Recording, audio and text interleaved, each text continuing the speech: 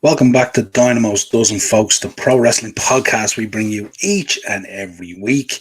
And this week, we certainly will not be forgetting the talk, and we will definitely be shocking the system. We've got so much to talk about in another week where pro wrestling just doesn't let us down. So much good stuff to talk about. We're going to be bringing you a backlash update. We're going to be talking about CM Punk on so many different levels. We're going to be talking about Seth Rollins. We're going to be talking about what your favorite belt is. You can let us know in the chat what your favorite belt is when we put it up. What else are we going to be talking about? Ted Dibiase Jr. Everybody's got a price for the $1 Million Man's son, I would say.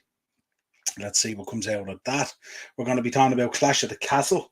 We're going to be talking about that post from MJF and how far you should push it. The post that was taken down, we have it here. And we're going to be talking about a little bit of memorabilia that made big money relation to Dwayne "The Rock" Johnson.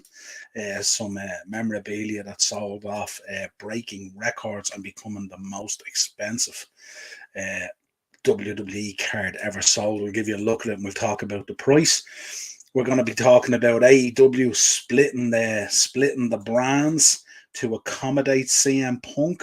This is what we heard originally earlier in the week, but then it expanded to we've a bit of footage of CM Punk backstage at Raw, fan footage and stuff like that. We'll look at that and get your thoughts on that. We're going to be talking about John Hennigan, his appearance on the MMA Hour after winning his boxing debut against Epic Mealtime. He had plenty to say, but the one we're going to focus on, of course, he cut a little promo at the end that was pretty cool. If you haven't caught it yet, you'll get it on YouTube, where he spoke about, he named off a number of wrestlers and he goes, none of these guys could do what I did. And I kind of like that. It was kind of cool. I do like John Hennigan. I always was a fan of John Morrison, especially when he was at the Miz and stuff like that. So pretty cool. But we will be looking at a piece of that footage. We'll be talking about when he was asked about going back to WWE and what his thoughts were on it. And we'll get your thoughts on that in the chat, of course, as well. What else have we got lined up? As if that wasn't enough, we'll be having a little bit of footage and we'll be talking about Rhea Ripley. You know, we're huge fans on this show of Rhea Ripley, of course, and she was talking about if she wasn't in the Judgment Day, something about being in the bloodline and she'd find a way to get there and stuff like that. And we do. This girl, she's really, really ambitious and stuff like that. So it's pretty cool, you know. Ed's in. How are you, Ed? You grew his hair like him, pal. Bring back Niall Nitro. It was more Edge than it was John Morrison, in fairness, you know. I just wish I had been able to get it shredded as him. That's the only thing. I had the hair, but it was kind of more a Triple H Edge kind of combo than it was John Morrison. But great shout out, Ed.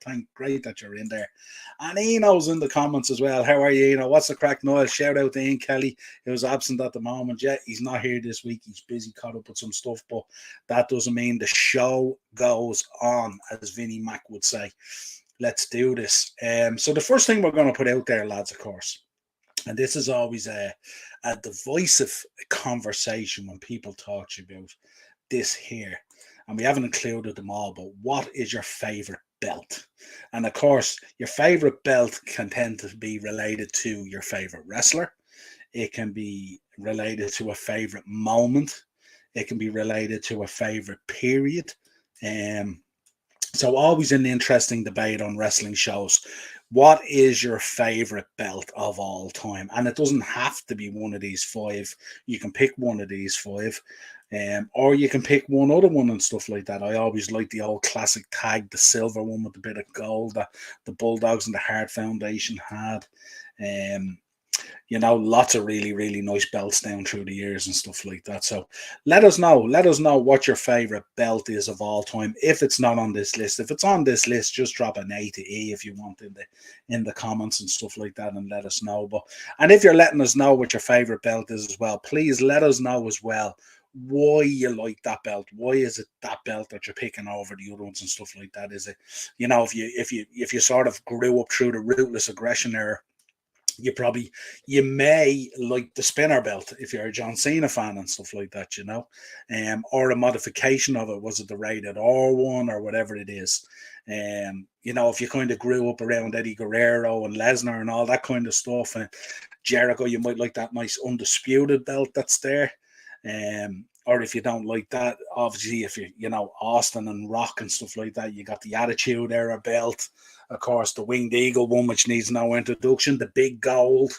What are the belts that you like? So let us know, and let us know why. Always a great conversation to have. Eno's in A and B, WWF World Title, A and B. Nice, Eno. I like it. And Ed's in. D would be my favourite. Lesnar 03 was just great. And also Eddie Guerrero winning it will always be special. Absolutely. Great one, Ed. And Kenny's in as well. Kenny, how you doing, man? Hope you're doing good. I think you were at a con this week. Was it the Enniscorthy con? Was it this weekend gone? I hope you did well. If it's not, plug it in there if you want, drop it in the comments. I always liked the European Championship. Yeah, the European belt was always cool, wasn't it? It always felt kind of royalty, didn't it? I do say as well, I do like that. Is it the 87 belt? Is that what they call it? The one that has all the flags on it and stuff like that. I always like belts that have flags on it from around the world and stuff like that. I always think they're really, really cool as well.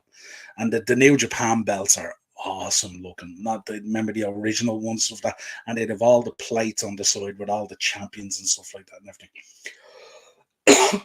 So excuse me, some water. Really, really cool though. And I always like a belt. I always like a belt to look like, something you'd want to win as a championship, something that's a prize, like a trophy, Kenny's in. Enniscorthy what this past Sunday. Great to meet some wrestling fans. That awesome. Hope you did great, my friend. Hope the book was well received and all that good stuff. Hope they're still flying off the shelves at the moment. Don't forget, if you want to pick up a copy of Kenny's book, you can get it out there. Kenny, I'll drop the link in the chat there if you want to pick it up. Fantastic book and stuff like that. Kenny, let people know where they can get the book. Drop the link in there into the chat if you want. And Eno's in. Infect that spinner belt. No messing about. Eno out of the block straight away, fighting. The gloves are on. Get that spinner belt off our screens. Right. So where shall we begin, guys? We'll begin with Ted DiBiase Jr. As we know, he's being charged with where are we? There we go. He's being charged with fraud and money laundering in relation to money that was earmarked for needy families or something like that. And that money didn't find its way to its final location. So he could be in a bit of bother here. And the footage that we're going to show you here is him leaving either the bond house or the courthouse or whatever it is. And let's see what comments he had. And then let us know your thoughts in the chat. But apparently he's staring down. We're talking millions of dollars here, by the way. We're not talking chump change here by any stretch of the imagination. But let us know your thoughts on this, obviously. He is staring down the barrel of potentially, of course, 145 years in prison, which is absolute madness as well. Aces is in the comments, so we'll look at this in a minute. Looks like World Heavyweight Championship and NXT North American title had a baby together with the new World Heavyweight Championship. We're going to be talking about that, Aces. Don't worry about that. Still think it's a cool belt, but I just think the shape on the front is a little bit weird, isn't it? That's all. I just think it needed to be stretched out. It needed to be a bit bigger, I think. Ed's back in. The Intercontinental Championship belt was another great one. 02, when Edge and Test held it. Loved it, yeah, and R.I.P. Test, of course. But we'll look at this footage first of Ted DiBiase, and then you can give me your thoughts after it in the chat if you want. We'll have a bit of a chat about it.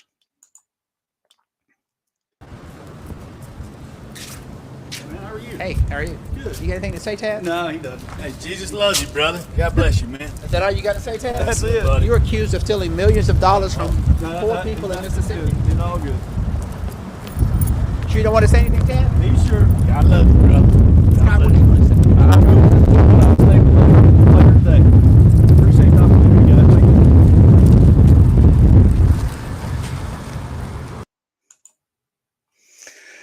So there you go, folks. That was Ted Dibiase leaving either the courtroom or the bond room or whatever it was. And the reporter didn't hold back at all there, did he? You've nothing to say, and you've been accused of stealing millions of dollars from families. Absolute mad if this is proven, isn't it? When you think about it, like the whole thing, like it's really wrestling, isn't it? When you think about it, like him being the son of the $1 million man, everyone's got a price, all this kind of thing. But if it's proven to be true, it's going to be very interesting to see what way it goes, and certainly it's something that we'll keep an eye on.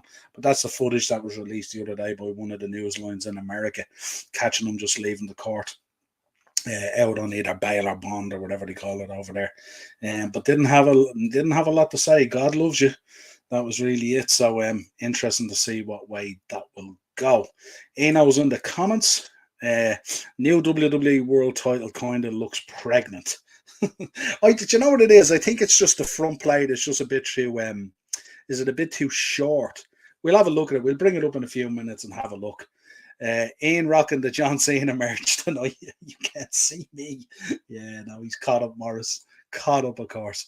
Myself and Morris have been just going back and forward all week between football and wrestling. It never ends. I think myself and Morris must talk at least on WhatsApp 5-6 times a day at this stage. It's quality. Go check out Morris's podcast as well. He's absolutely knocking it out of the park with guests. Morris, if you want to drop links in there, drop links, drop guests, whatever you want to get in there, promote the hell out of it in the chat there as much as you want. Where are we? Acers. Going to be interesting to see new Roman Reigns belts for 1,000 days run. Well, they have the balls to put the world heavyweight one on him as well. I seen a picture last night before I went to bed, and it was Roman Reigns in the middle of the ring in, I think it's in Jeddah, is it this year, Night of Champions or something like that? And he's standing in the middle of the ring, and the 3 belts are on him. Just imagine the outcry, imagine the uproar if that was to happen. Be absolute quality.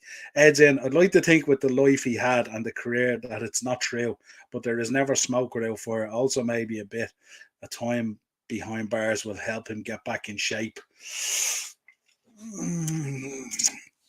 He'll have plenty of time to get back in shape if we're talking 145 years. He'll have plenty of time to get back in shape if it was to happen, but probably we'll never get to see it. So maybe he shouldn't probably bother, you know. Ian's back in. 2 new leather straps for the Intercontinental title, white and blue. Yeah, they always mix them up and stuff like that. They'd always catch us one way or another. Right, so I suppose we should get in. Let's talk about the belts. Let me find my slide on it. So, of course, the game last night doesn't do thing by halves. Of course, there's the QR code on the screen, folks. If you want to follow our TikTok page, just scan that QR code. We'll bring you straight to our TikTok page, and you can give us a follow there. There's content going out there nearly now on a daily basis. So, Triple H made the announcement last night on Raw. This is your new World Heavyweight belt, which, as the boys said, it's kind of a crossbreed between the big gold, the NXT North American, and probably somewhat the Intercontinental as well in there as well. But the one thing I just notice about it when I look at the big gold as well, I just think the front plate is just a little condensed. I think if it was just a little bit wider like the big gold, and if the logo in the middle was just a little bit smaller, I think it would be nicer. But I mean, I'm not upset with it at all. I kind of like it. I think it could grow on me and stuff like that. Yeah, but when you see this picture up in the right corner, of course, it does look, as the boys said, a little bit bloated or a little bit pregnant or something like that. Maybe it's going to give birth to another belt or something. Maybe bring in a women's world heavyweight belt or something that'll give birth to that or something like that.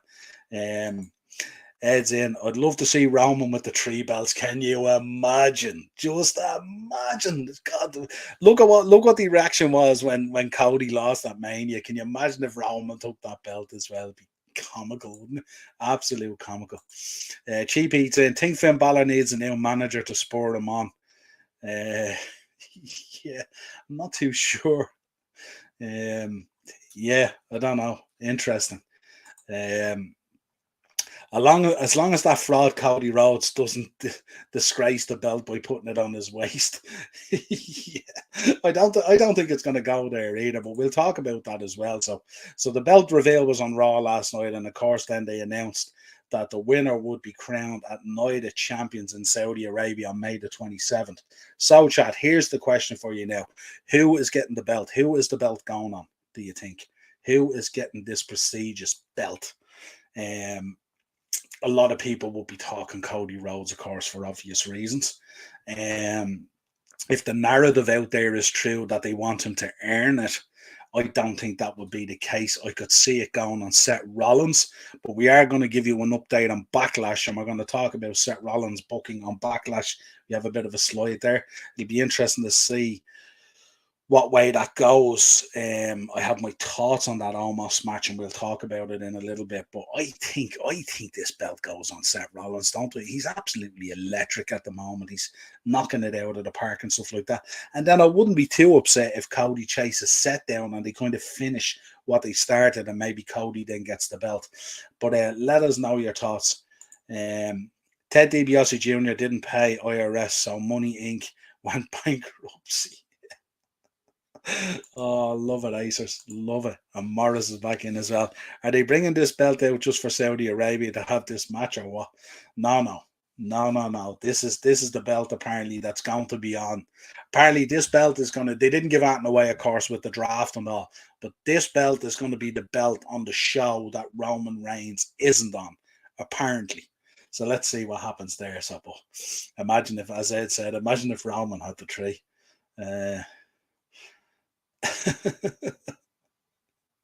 I see what you did there about the Spurs thing. Yeah, absolutely.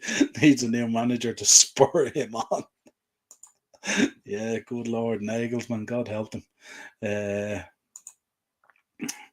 Hopefully Dominic gets the strap, or Corbin. Interesting, Dominic or Corbin. Probably involved in what they're going to put together, but I don't see it going there. I don't see it going there, Morris. I know. But it'll be interesting to see what way it pans out. And of course, over the next few weeks, we will keep you posted as we move towards the Backlash preview and stuff like that. And then as things start to unfold after Backlash, as we get on the road to Saudi Arabia with Night of Champions. So it'll be interesting to see who they crown and what way they have it structured and stuff like that. But I think if you're a betting man and always gamble responsibly, you kind of have to be putting your money on either Seth Rollins or Cody Rhodes, don't you? Acers, Roman Reigns is on Saudi Arabia show for 1,000 days celebration. That's when it hits, is it? Is that when it actually hits, Acers? That's interesting. Hardly the show where he dropped them, is it? Good Lord. But we shall see. What else? Let's do a Backlash update.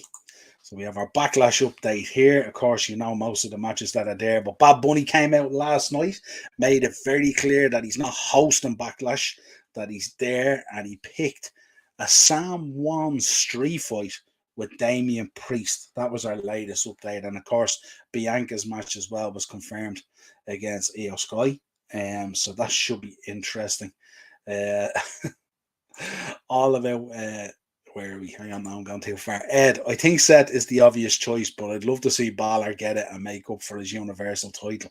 Yeah, maybe what they do, Ed, is they put it on Seth, and then maybe Balor is the one that chases it. Maybe that's the way it goes or something like that. Be interesting to see what way they do it, you know.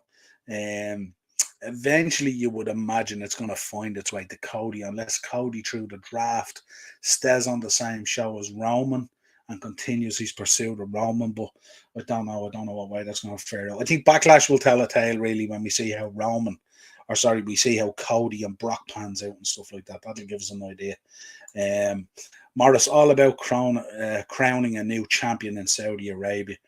Yeah, absolutely. And listen, these guys, they're paying handsomely for these shows, so yeah, absolutely. And then he knows him with Brock Lesnar, new world champion.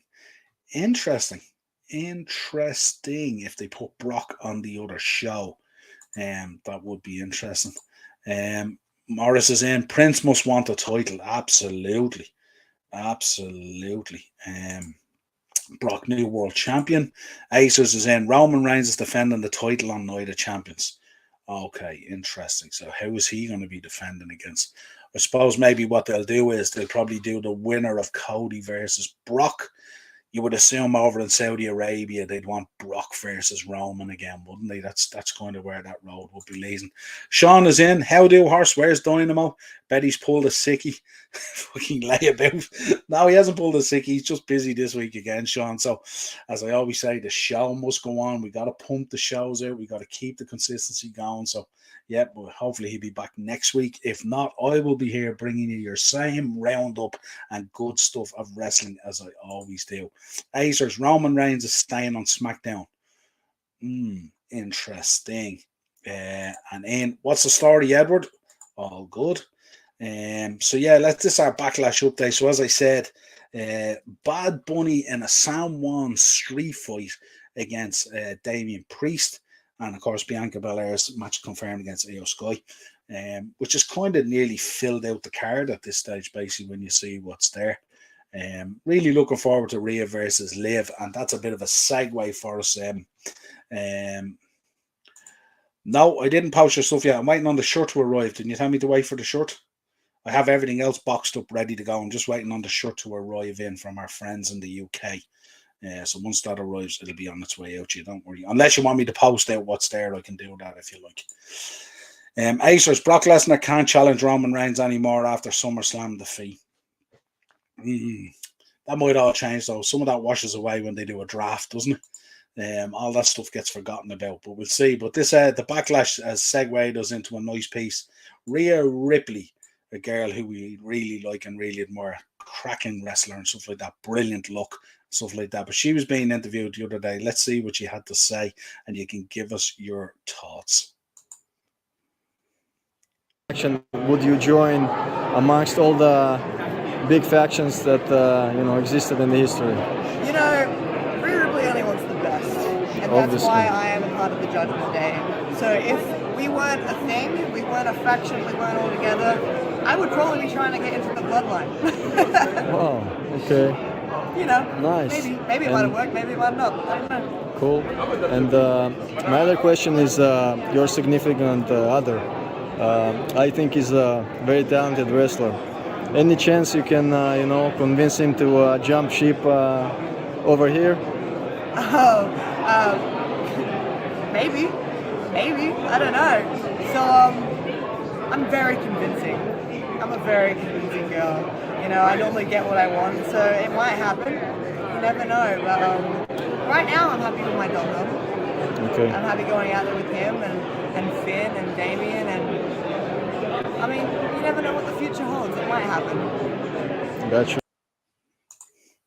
So, folks, what did you think of that? Rhea Ripley being interviewed, talking about if she's very happy being in the Judgment Day, but if she wasn't in the Judgment Day, so 1 second, just have to get this door. The mascot just came in. How are you? Do you want to say hi to everyone? Do you want to say hi? But yeah, she was talking about how if she wasn't in the Judgment Day, she'd definitely hunt down a spot in the bloodline. You gotta love her that way, don't you? You gotta love her passion and how she wants to strive and all that kind of stuff, full of confidence and stuff like that. And then she was talking about her partner jumping from AEW back to WWE and stuff like that. And it might happen. She was saying it could happen. So very, very interesting. Ed's back in the comments there. Knowing Triple H, he will probably put it on himself. That's not going to happen anymore. That's done and dusted. That card is bolted. Sean's back in. Yeah, lad, you can pose it. Great. I'll get that out tomorrow for you. Wait for the show. Bar Bunny proved he can go. I think it'll be a lot of fun. Not to mention he's a hometown hero and a huge star. He'll bring eyes on the show. Just bear with me 1 second. I'm going to let this mascot out again. Come on. Go. And I'm back. Hero and a youth star. He'll bring eyes on the show. Yeah, absolutely. Especially where it's located and stuff like that. On a San Juan street fight. Let's see what comes out of that. That should be interesting. Eno says, I'm live on the flat screen. Like to hear that, Eno. Acers is in, keeping us updated in the football. 1-0 Leeds. 1-0 Aston Villa. GP, love to see Jey Uso kick her chin in. Can you imagine? And Sean's back in. She'd be teaming with whatever lower mid-carder is available if she wasn't in the Judgment Day. The boys are bringing the heat tonight. Right, let's talk. Where do we want to go next? We'll talk about Clash at the Castle, lads and girls. Clash at the Castle. It was reported the other day that Clash at the Castle, unbelievable success this show, obviously, for obvious reasons, with the history there and everything else and the timing and all that, and a great location, of course. And of course, they brought us on this journey with Drew versus Roman and everything, and we got that great match with Gunther and Sheamus, and the swear from Dominic beating up the dad and turning on him and joining the Judgment Day. So it was a great show all around. We were at it, of course. But we read there that it boosted the local economy by £22 million, which would be massive for the city of Cardiff in terms of an economy boost. But it just goes to show you the power of WWE and the power of that brand when it comes into town, the difference it makes and stuff like that. And it was a fantastic weekend all around. The place was absolutely hopping. We had a great weekend over at it and stuff like that. But that's just absolutely massive reporting that the local economy was boosted to the tune £22 million. And I wonder, will they continue running it? Will it run again? Be interesting to see if they announce that. Acers. Solo will be turning on Usos after Backlash defeat. Interesting. That'll be a good one. So that's your Clash of the Castle update. Let's have a look at this merch we were talking about earlier. This is the trading card in question that at auction made a whopping $126,000, becoming the most expensive WWE card ever sold. So very, very interesting from that point of view. So that's your little bit of merch update there. So if you have one of those rock trading cards lying around, and it's in good condition, and this wasn't going back too far. I think this was, if I'm right in reading this, I think this was a card from 2022, as far as I know. It's not necessarily an old card. It's a recent release, but just very sought after and stuff like that. 126,000 it went for. Check your cards if you're a trading card collector now, and let us know if you have one. Be interesting to see. Right, let's talk about this man, of course. In our news this week on many, many different levels. Of course, we have to talk about the talk of a brand split in AEW. One show would accommodate CM Punk, the other show would accommodate the Elite to keep them apart. We made an article then yesterday talking about the network that they're broadcasting on, paying them $52 million for the show, this 1 hour show and stuff like that. But they were insisting that CM Punk needed to be on it and stuff like that. The way the story kind of went was, it sounded like as if it was the network that was pushing for him to come back more than AEW was pushing for him to come back. I don't know if you read into that, anyone who's seen the article and stuff like that, but let us know your thoughts on it. Interesting to see the power of this man at the moment. Obviously, we know as well he was backstage. We'll show you some footage in a minute. He was backstage at Raw last night. We have some fan footage there. He was in a car park talking to Tamina. We know that he ended up apparently as reported, in the gorilla position. He was talking to Triple H, and then Vince McMahon apparently had him removed from the building. Vince wasn't on site at Raw last night apparently, but he got in touch and he had the man removed from the building.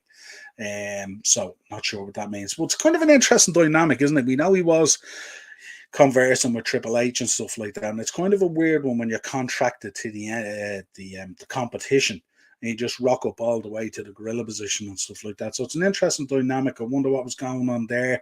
Is he not happy with the way AEW went? Is he sounding out what could potentially happen there? What was it? Let us know your thoughts, of course. Interesting stuff as always. Morris is in. Undertaker won't sign trading cards. Are you surprised? Afraid of someone doing him over fuel, Bob. Yeah, imagine being afraid of being done over fuel, Bob, with what you charge and what you get paid for what you do. Like, yeah, I'd be so concerned about that. WWE will start jobbing Dominic in the near future. Could potentially. They've basically already started. Yeah, Daz is in the comments. How are you, Daz? Bizzle Niall. Who do you think will win, Seth versus Omos? We're going to talk about this. This is an interesting one, and that leads us into it. We'll talk about it in a few minutes, Daz, because I want to talk about CM Punk and get CM Punk done. So much stuff going on, of course. Let's have a quick look, of course. They were supposed to have a meeting as well, and there was talk that these two guys, we know now that Jericho's carrying quite a bit of power now in AEW, and he is the go-to man for Tony Khan now. So it'll be interesting to see how that dynamic, but apparently a meeting was to happen between the two guys and see could they come to a happy kind of medium. There's been a lot of shifting and back and forth between these, a lot of name calling and all that kind of stuff. So we shall see, but the information internally in AEW is it didn't kind of go too well, and it's still a bit sort of a tender, let's say. So we shall see. But let's look at the fan footage from backstage, and then you can let me know your thoughts. I'll just get rid of this one first. And we'll go into this.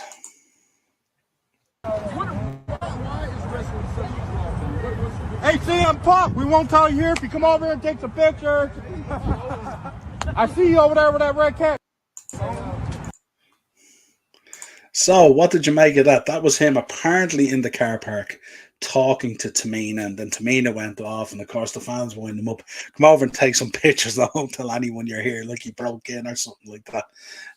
But very, very interesting. Daz, we'll come back to your point as well, but let us know your thoughts on this, folks. CM Punk, they're looking at a brand split to accommodate him in AEW. Tony wants him back, obviously, because the network is looking, they want him back on TV. He's obviously a huge draw and a huge pull in terms of the ratings and all that advertising money and all that kind of stuff. So they really, really want him back. But he's rocking up backstage at Raw, having conversations with Triple H before being told to leave or being asked to leave by Vince McMahon. That's the story that's going around. Sean, I've learned to not get hopeful for Punk when anything exciting is reported about him. Yeah, absolutely. Let's talk to Morris. Steve Kern was spending last weekend with CM Punk, he was telling me, in Florida, then happened to be on a flight from Florida with several WWE personalities and went to the show with them. Interesting insight into it. And Acer's Punk will debut in AEW Collision on June 17th. Punk was in Florida doing MMA commentary stuff. There we go. We're getting all the info in now on it. Acer's Phil Brooks and Triple H had a meeting before head of security had CM Punk removed from the building. Interesting. And Daz is in as well. Do you think the announcement will be about Punk on Dynamite? Could be. Ben is in. Ben thinks Omos will win. Good on you, Ben. Ben will think Omos will win against Seth Rollins.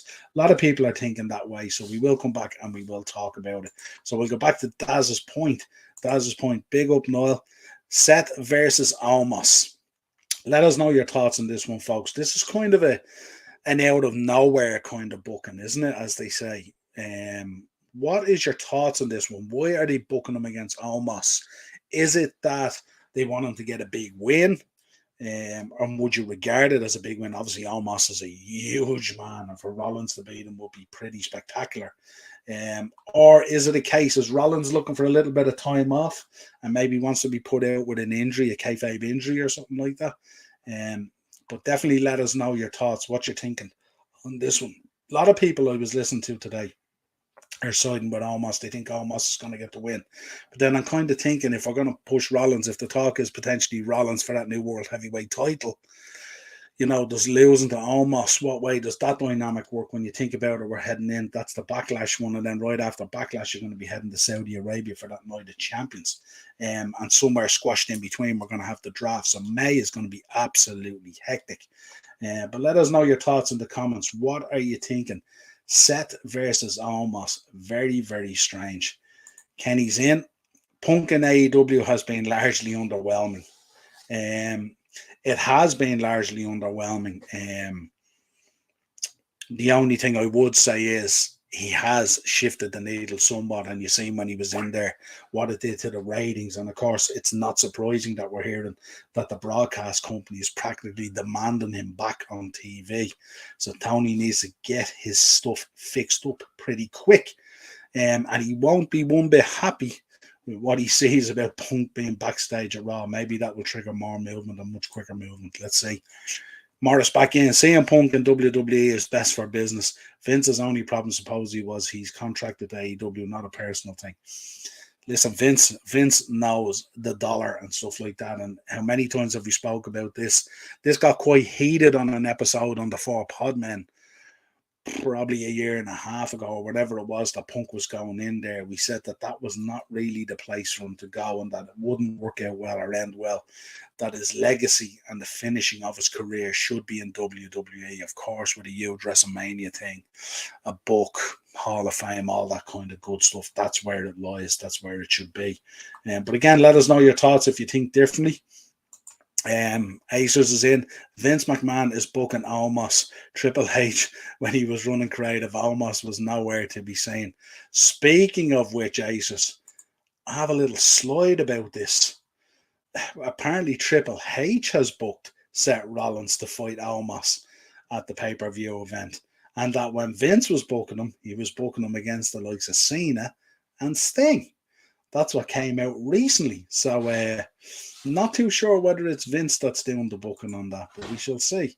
That's what's coming out. Always happy to be corrected. It is the world of pro wrestling, and we do love it. The promo on Raw was decent. Think he's a shoe-in for the new title, and beating Omos a joint makes him look stronger. Yeah, that's what I'm thinking, Kenny, and that's what I'm thinking. That's why he booked him, to make him look really, really strong going into that title, and then we'll see where it leads. Ed is back in. Punk seems to a lad who is his own worst enemy. The minute things don't go his way, he throws his toys out of the pram and walks. I was happy to see him come back, but I think he's shown who he really is. Interesting. Just bear me 1 second.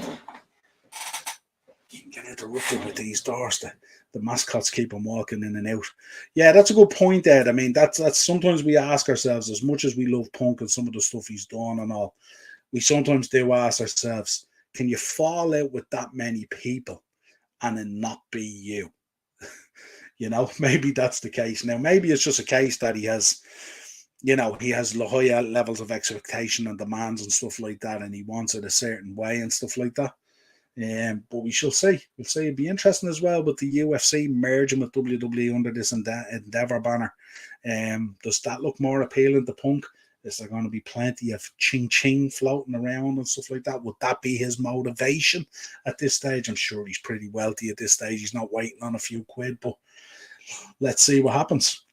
Morris, blame Karen for almost getting the new belt. Oh, good Lord. You can't release a belt like that and put it on Omos. You just can't. That'd be shocking. The draft is this week on SmackDown. Well, yeah, so that'll be interesting to see how that goes. And that will kind of give us a feel for what it's going to be like. Ian's in. CM Punk should really finish up his career in ROH, if you ask me. That's not going to be the case. Morris, sure, ROH is only a side project for Tony Khan. Yeah. ROH is what? ROH is now kind of, and I don't want to disrespect it in any way. I'm a big ROH fan. But ROH has kind of become Tony's thunder, if you like, but or heat or velocity or whatever you want to call it. But apparently the booking over there is much better than the booking in AEW. I was reading something on that this week, that apparently some of the stuff over there is quite good at the moment. So I'm going to delve into it and have a look at some of it this week when I read that, just to see what it's like. Acers almost was in Nigeria for 3 months when Triple H was in creative from August till the end of November, before Vince McMahon came back into power in December. Yeah, he does love a big man, doesn't he? He does love a big man. What else have I got for you? Let's see what's good. What do we want to talk about? We got to talk about this. This got taken down. What was your thoughts on this? MJF pumping this one up there. Talk of Goldberg with an in-ring return and stuff like that. PW Insider were reporting this, and then MJF put this out. I'll beat the living shit out of this roided up Jew. How far should you take it, or how far is acceptable and stuff like that? Now, we know with MJF, it's absolutely off the scale with this guy. I seen video footage the other day of him talking about he was at a signing or something like that. There was a little girl there, she had the Burberry scarf on, and the dad had the scarf on as well, and he was getting stuck into the girl. Like, he was giving her absolute socks and stuff like that. He absolutely is never out of character, like, you know what I mean? And it's, I don't know, and the dad lapped it up and they were getting stuff signed and all, but it was crazy stuff. But this came out the other day. Let us know your thoughts. I know it was taking it down, but someone had it. So we said we'd discuss about how far really is too far in the world of pro wrestling, you know. Ed, just going back to the new title, we may see a return from AJ Styles to win it. Be absolutely effing deadly.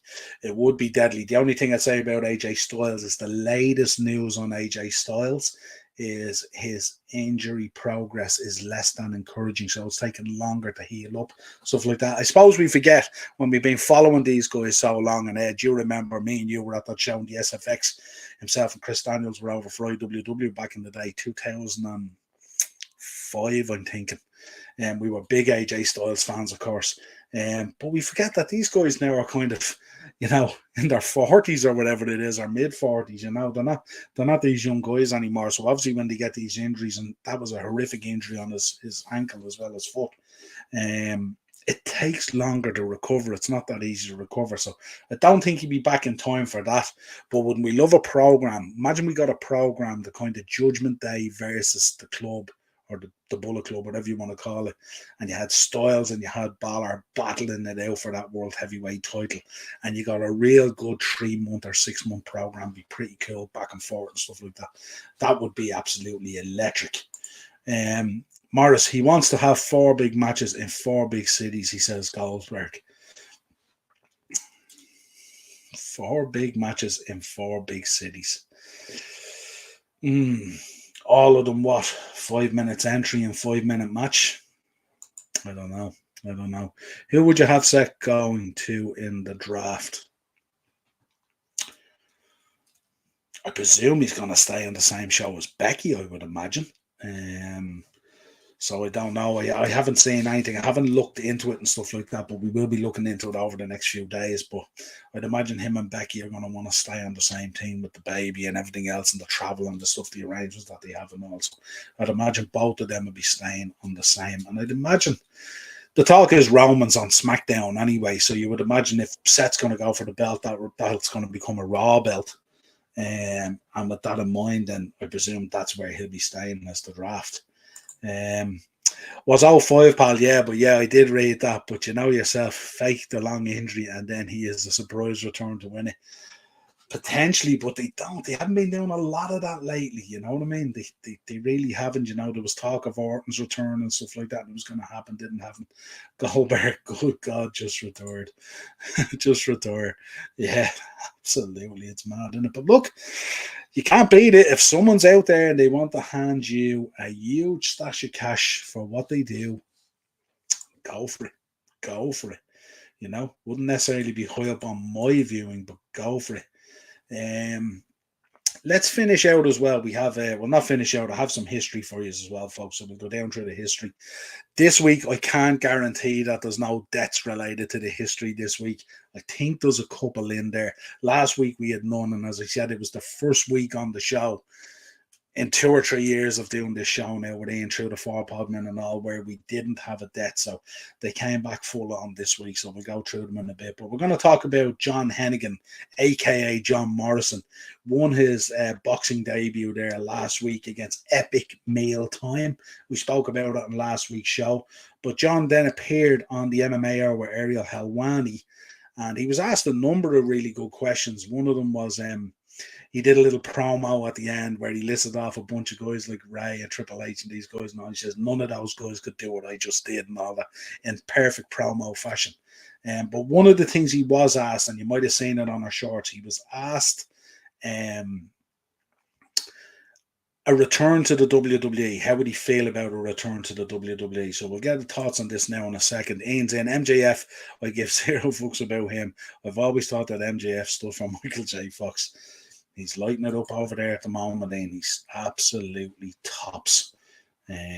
Sometimes he just pushes it a bit too far, but you know yourself, those guys who have reached the top in pro wrestling tend to push the envelope just a little bit too far at times. Let's listen to what John Hennigan had to say. He was on the MMA Hour with Ariel Helwani, and this is what he had to say when he was asked about returning to WWE. Kind of a mixed bag, but let us know your thoughts about it. But yeah, sure. If they called me, I'd go back. Why do you hate it? Why do you hate it? Because it's your dream. It's what I watched as a kid, and then you show up and you want to like live your dream and do the things that like you dreamed of doing, but it's a bastardized version of what you want to do. Or that was my experience. It's not for everybody, and I kind of exaggerated the hate thing to like make a little joke about sure I'd go back. I try not to burn any bridges. I love the roster there. I love a lot of the people there. I love the roster of AEW. Tony, I like a lot. Vince, actually, I like a lot too. I like all the minds in professional wrestling. The place that I go next, I really want to have a good, honest talk with whoever's in charge, whether it's Vince, Tony, the number one in charge of WWE UFC, the merger, or Nick Khan, or whoever that might be. And so there you go. That was John Hennigan's thoughts on the MMA hour with Ariel Helwani. He was talking about a potential return to WWE. Started out by saying he hates the place, and Ariel Helwani doing a stellar job asking why. And then he went in and he says, nah, I don't really hate it.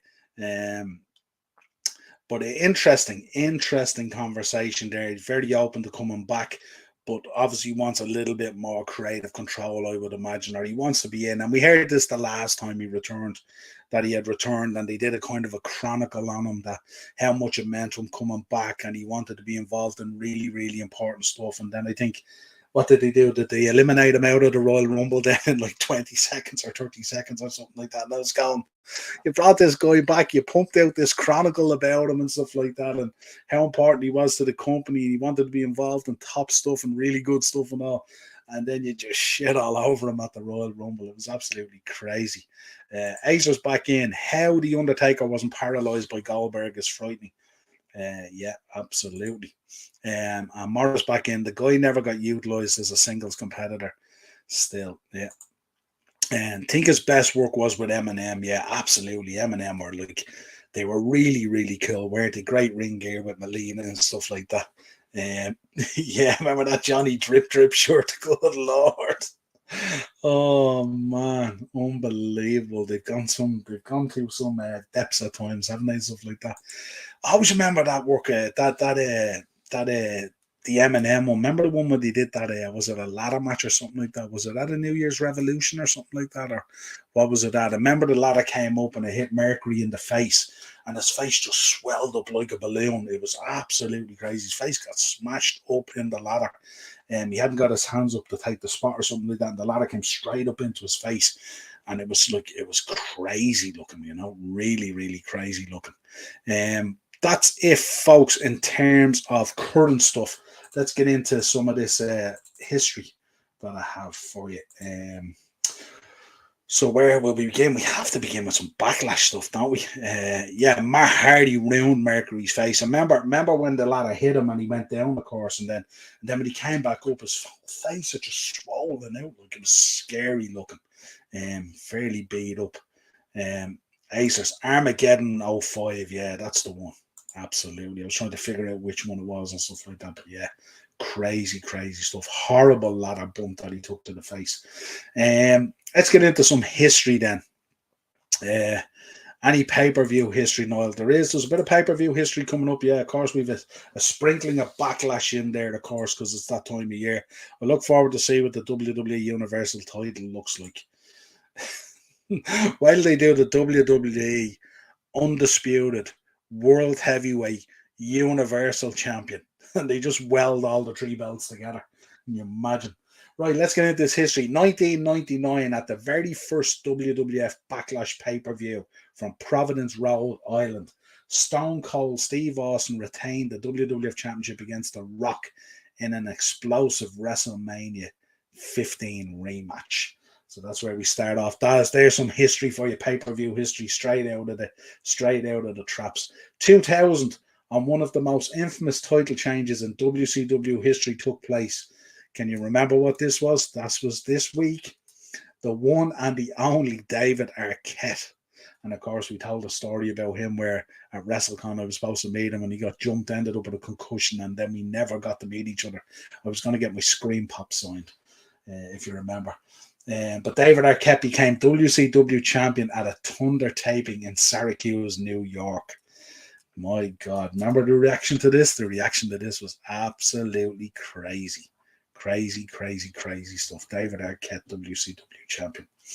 2014, of course, the first bit of sad news. Connor McCallick, who was a huge Daniel Bryan fan, of course, sadly passed away after a long battle with cancer, aged 8. We remember all the stories and all the footage that WWE shot, and of course it went on to become Connor's Cure, and of course the charity organization that they set up and stuff. Also, he became the first recipient to receive the Warrior Award back in 2015 at the WWE Hall of Fame induction ceremony. Very sad times. Remember that close relationship with Daniel Bryan and stuff like that. And absolutely heartbreaking, this kid and stuff like that. But of course, out of it, of course, he was in attendance as well at WrestleMania 30 in New Orleans to witness Daniel Bryan win the World Heavyweight title and all. But to this day, they continue on the charity and stuff like that. And I'm sure so many kids going through these horrible battles with cancer have benefited or lightened their life somewhat in terms of some of the financial support that has come out of this charity and stuff like that. So we obviously remember Connor. Villa are currently 5th Acers. And Daz, was that on with the Icon Sting in 2000 or later? The Icon Sting 2000 or later. Yeah, it was. And Acers, I think Vince McMahon will retire WWE Universal Championship after 1,000 days is over, then have WWE Championship on SmackDown. Interesting.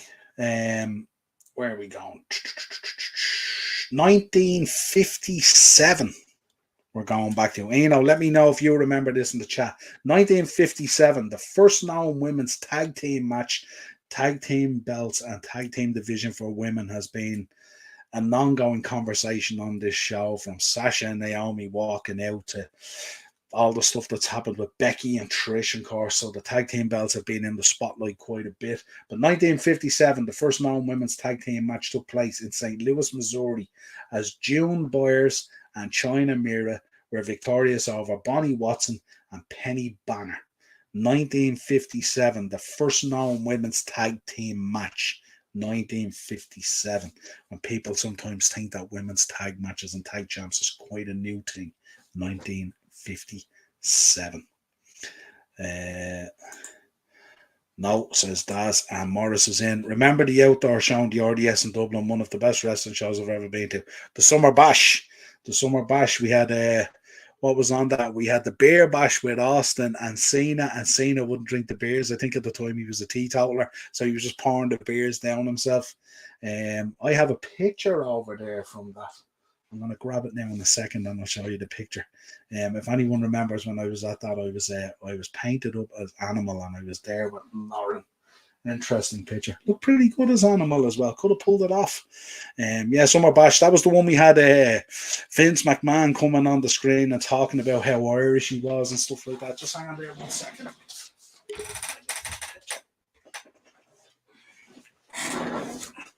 There you go. We'll see. Can you see this? That's a picture of me at the Summer Bash with Lauren. My best impression of Animal out of the Road Warriors. I had the pads and I had the wristbands. I had the whole lot. We were the Road Warriors that night. Myself and Ray Rooney. I went as Animal and he went as Hawk. And we had a fantastic night. It was brilliant. That was the one, actually, we got the street fight, wasn't it? Rey Mysterio and Eddie Guerrero. Which was kind of cool, but because all the seating was on the floor, when the boys went outside the ring, you couldn't see anything. That was the only thing. Morris in, JBL, Angle, Kane, Cena, Big Show, Steve Austin, Team Angle, the whole lot. Yeah, and Kenny's in. That outdoor show was incredible. Austin appearance, yeah, absolutely. We got a load of grief, actually. There was a rugby match on that day as well. And we were walking around. We came off the Dart, I think at Lansdowne. We were walking around to come up by the RDS. And there's a pub there in Ballsbridge full of rugby lads. and myself and Ray just walked by like the Legion of Doom. And when we were walking by, just all the lads outside, all the rugby fans were screaming, "Oh, what a rush!" It was mad how they knew it and stuff like that. You and Ray as LOD, yeah, that was it. Absolutely classic stuff. It was quality. And shout out to Dan Red Vinny, who was in IWW. He did the paintwork that day as well, the face paint and stuff like that. Knocked it out of the park. It was classic stuff. I was in the front row for that show. Oh, wait, so you got to see that whole street fight then. Absolutely brilliant. You must tell us about it sometime. I didn't see anything till they went back into the ring. Yeah, it was deadly, an outdoor event. It's a pity we can't just kind of block book our weather, isn't it, that we turn around? Like, we'd accept all the rain in the autumn and the spring if they guarantee us the summer and we could do more of these outdoor events. I photos somewhere. I'll dig them out. Awesome. Awesome. Yeah, it'd be cool to have a look at them, look back at them. Angle versus Cena versus JBL main event with Austin as ref. Yeah, and then they did. Remember the beer bash? And just Cena was up in the ropes and he's just pouring the beer down his chest. He won't drink any of it. I think at the time he was a teetotaler, as far as I know. And in 2004 SmackDown, I was pissed drunk at the show. Yeah, this was 05. This was the summer bash in the RDS, the outdoor show. But 2004 SmackDown, yeah, that was a good one as well. In the, I think it was in the autumn, wasn't it? Was it November or something like that? Aces, WWE going back to doing separate brand pay-per-views before the end of the year. This, I'm not a huge fan of. Because sometimes I like the crossover. I don't like people being segregated into boxes and then you kind of limit yourself from a creative point of view as to who you can book and what you can do and stuff like that. So I wouldn't be a big fan. I don't mind the brand splits and the draft, but I still like to be able to do sort of cross-brand kind of promotional matches and stuff like that. I always liked it when you could kind of rock up on Raw, rock up on SmackDown, kind of like a surprise and stuff like that. Do you think Cena will be in the draft? I'm not too sure what the plans are for Cena, but I doubt it. Sorry, 2005. You're right. Yeah, if it was the summer bash, yeah, it was 2005. Aces reckons no. They actually ran an angle in the April. And Cena was busted open by JBL. Then Teddy Long came out and announced awesome for June. Amazing times, yeah, it was. It was unreal. In the point, remember the old point? Remember back in the day, lads, the point that only held about 6,500 people. I remember people used to camp out all night. They used to camp outside Ticketmaster all night to get tickets for WWE back then when it came to town. I remember I used to be going home, the shop would be closed. The tickets might be going on sale, say on a Thursday or a Friday.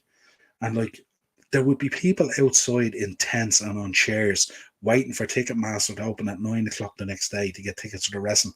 And even if you queued up, there was kind of no guarantee. Sometimes they only had tickets for maybe the first 10 people in the queue who'd been out there all night. Because the tickets would just sell out so quick online and stuff like that. Absolutely crazy times. Morris, I used to queue up at 3 a.m. Yeah, it was mad, wasn't it? Absolutely crazy times back then. And people talk about it. When you think about it, people talk about the ruthless aggression era and blah, blah, blah, blah, blah, and how the attitude era was this, that, and the other and all. That was all true, that ruthless aggression era for a while and stuff like that. You could not get a ticket. They were like gold. Kenny's in. Had a buddy that worked in Ticketmaster, no queuing for me. You were one of the lucky ones, Kenny, but I'm sure you remember it. Reverse Flashes in. Hello, welcome to the chat. Good man, nice to see you. If you haven't subscribed, of course, subscribe and like and all that kind of good stuff. Good to see you in there. And Acers is in 2004 WWE return at the Old Point night of 2004 Champions League final. Yeah, I remember it. It was mad, wasn't it? Absolutely mad. Shortly after 2004 WWE returned to the Old Point night of 2004 Champions League final. Yeah, and we actually, funny enough, that was the one of the first shows back, and then we opened up in the September, and then they announced they were coming back. Didn't they come back in November or something like that? Yeah, and then from there on, then it was just unreal. Now it's all VIP and Ticketmaster gouging shite. Yeah, absolutely. Yeah. Ian, how you doing, Kenny? I'm sure he's all good. Let's continue down through our history then. Where did we get to? 1981. 1981, Tommy Rich won the NWA World Heavyweight Championship in Augusta, Georgia, famous more for its golf than its wrestling. In Augusta, Georgia, with a win over the late, great Hardy race. Ian would have loved that one if he was on the show tonight. 1992, at a WCW Worldwide TV taping in Atlanta, Georgia, Barry Windham beat stunning Steve Austin to win the WCW World Television Championship in a 2 out of 3 falls match. Barry Windham, what a wrestler back in the day. Incredible. 2015, Vern Gagne passed away aged 89. His death was thought to be as a result of Alzheimer's disease, and he passed in his hometown in Bloomington, Minnesota. And I think, was it the following year, he was inducted, I think, into the Hall of Fame. I'm not sure if it was 2016, but he was inducted into the Hall of Fame. Greg was there to induct him, wasn't he? The son. 1997, Owen Hart defeated Rocky Maivia for the Intercontinental title on an episode of WWF Raw from Omaha, Nebraska. Owen Hart, of course, R.I.P. Remember you well. Left your mark on professional wrestling forever. 2002, wrestling legend Lou Thez passed away at the age of 86 following complications from triple heart bypass surgery. Lou Thez, what a wrestler he was. If you can capture any of his old footage and stuff like that, certainly look at it. Incredible stuff from the time that it's from. 2005, this is one that hits hard with me. Chris Candido passed away aged 33 in New Jersey from pneumonia due to complications from an injury picked up during a steel cage match 2 days earlier at TNA's lockdown event. I was actually at that event. I seen that injury and I seen him being carried out. And 2 days later, I couldn't believe it. He had passed away from me. I think there was an issue, with a clot as well, if I remember. The long term, he was partner of Sonny for a while and stuff like that. But very, very sad. Chris Candido, what a wrestler. Real old school guy as well. Shades of Dino Bravo off him and stuff like that and all. But really, really cool. And it was a horrific injury. Absolutely snapped his leg, I remember. And I seen him being carried up the aisle and stuff like that. I was actually in the mosh pit if you look at TNA Lockdown.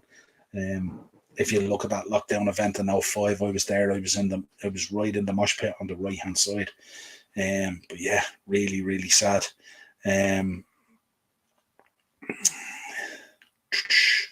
All the better for seeing you, bud. Good stuff, Kenny. Daz, when was the first Rumble Hogan won, Niall? I remember people going crazy because they seen Ric Flair in a white limousine going down. People were screaming, woo, Garda, trying to get people to relax. Yeah, it was absolutely mental, wasn't it? When was the first Rumble Hogan won, Niall? That's a good one. I'll come back to you on that, Daz. I'm just trying to think about it here as my flow. GP, hopefully take it handy on Candido, whatever about Sonny. Yeah, absolutely. Yeah, absolutely. And Acers, it was 1990 and 1991 Hogan won. Yeah, that's the ones. Absolutely, Acers, spot on. I was trying to get my train of thought here. I have so much going on. 2013, The Shield, Roman Reigns, Seth Rollins, and Dean Ambrose defeated Daniel Bryan, John Cena, and Kane in the main event of WWE Raw from Columbus, Ohio. Of course, we remember The Shield. Yeah, Dark Side of the Ring. Yeah, absolutely. Yeah. Interesting.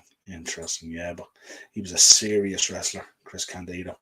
And 1977, in Baltimore, Maryland, superstar Billy Graham defeated Bruno Sammartino to win the WWF Championship and end Sammartino's second and final reign as champion. 1977, the superstar Billy Graham. The man was a star way before lads were superstars. Had a great look, physicality, the whole lot. I remember as a kid then they did a storyline. Remember when he came back and he had to have the hip replacement, and he was doing the storyline. I think it was with Jake at the time, and they showed footage of it. It was really raw cut. They actually showed footage of his operation, and they were drilling out his hip and putting in the ball joint and stuff like that and all. It was really kind of cool, edgy stuff at the time. Really, really cool. And then his shoulders recovery, and he was on this crutch frame and all, and trying to climb up this mountain and conquer this mountain as part of his rehab and all. Storyline was brilliant, but shout out to the superstar Billy Graham. Unbelievable for his time. Let's finish out then with some notable birthdays. Not a huge amount of birthdays this week. Morris, you'll like some of these. Some of these have been guests on Morris's podcast, of course, recently as well. But we start off, of course, with 1967 and Kane celebrates his birthday this week. How could we leave him out?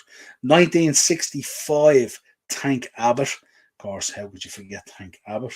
And 1877, sorry, that should be probably 19, yeah, Frank Gotch, 1877. And then Paul Roma, 1959. Paul has appeared on Morris's podcast. Stellar guest. Check out some of the shorts and stuff like that. But I think he's fine. Wants to have this match with Ric Flair, doesn't he, Morris? Try to push for this match with Ric Flair. Another retirement match. 1984, Sean Davari. And we rounded out with 1957, Mr. Old School himself, Dave Taylor. They're your notable birthdays for this week. There wasn't a huge amount out there birthday-wise this week, funny enough.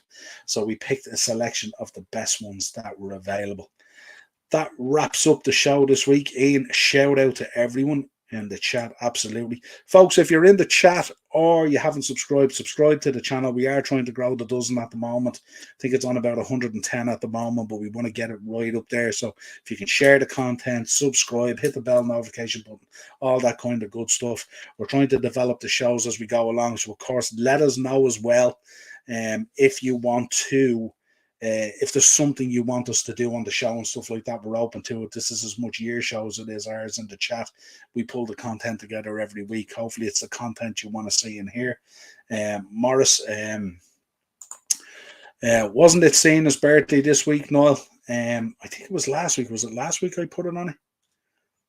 I'm not sure. I think it was last week. Morris, I've Dutch Mantel and Paul Roma coming on to rip Ric Flair soon. I've Flair's number, but afraid to text him. Just text him, Morris. Do it. Do it. Be class. Paul Roma's a great guest for you and stuff like that. And Dutch Mantel, yeah. Dutch is doing some great stuff at the moment on his own podcast and stuff like that. Very, very interesting stuff when you can book and look at it. Great show, Niall. Great chat as well, lads. Really appreciate it, Ed. Thanks for joining us as always. Love having everyone's company here on the shows. Great show. Hitting the hay, you know, absolutely. No doubt I'll talk to you during the week. And Kenny's in. Awesome as always, Niall. Really appreciate all your support, guys, as we try and grow this podcast. But until next week, and no doubt it'll be interesting because we'll have to build up the Backlash. Backlash, I think, is on the 6th, as far as I know, from Sound One. So we'll be giving you the full preview for that show. We'll keep you updated on what's developing with CM Punk. No doubt it's going to continue. We'll bring you some more video footage, some stuff that drops as well. Make sure, of course, you check out our TikTok page as well. Our TikTok page is out there if you're looking for it. That's the QR code. You can scan it, go straight to our TikTok page, dropping content out there on a daily basis. Could you try and get Jamie on one week, Noel? Yeah, I absolutely could. I said I reached out to Jamie. He's doing one himself as well. But yeah, we'll try and get him on for a show. Absolutely. Would love to have Jamie on. Love his content. Eno, we are all over and out. Absolutely. Eno's moniker. Love that. So until next time, folks, we will catch you next week. Not sure whether it's Tuesday or Wednesday. We will put it up in time to let you know.